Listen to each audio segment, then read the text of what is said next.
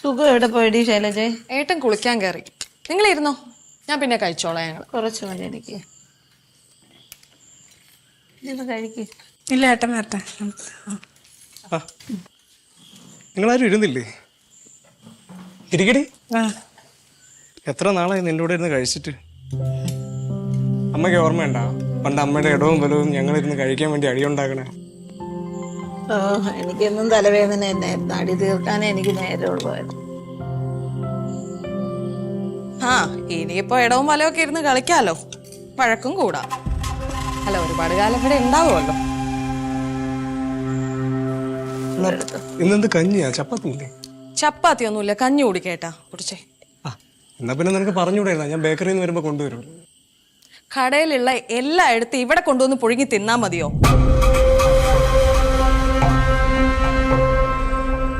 കഴിക്ക്. അല്ല, കൊണ്ടുവന്ന ചിക്കൻ അവിടെ കറി വെച്ചാ? ഇന്ന് കഞ്ഞി കുടിക്ക്, ചിക്കൻ കറി വെച്ചില്ല. എല്ലാം കൂടി ഇന്ന് രാത്രി തന്നെ തീർക്കണോ? നാളെ വെക്കാം. കഴിച്ചേ. എടി, നാളത്തെ കാര്യം നാളെ. എടി സീത, നീ അതെടുത്ത് കറി വെച്ചേ. അല്ലെങ്കിൽ ഇവിടെ ഉണ്ടാക്കി വരുമ്പോ ഒരു വേറെ സ്വഭാവം. എവിടെ പോന്നു? ഞാൻ വെച്ചോളാം.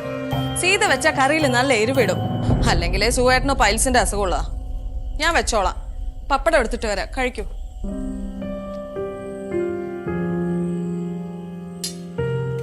അവള് നല്ലോണം കുത്തുവാക്കുകൾ പറയുന്നുണ്ടല്ലേ? നീ അത് കാര്യമാക്കണ്ട. സന്തോഷേട്ടൻ പറയുന്നതൊക്കെ വെച്ച് നോക്കുമ്പോ ഇതൊന്നും അത്ര ഇല്ല ചേട്ടാ.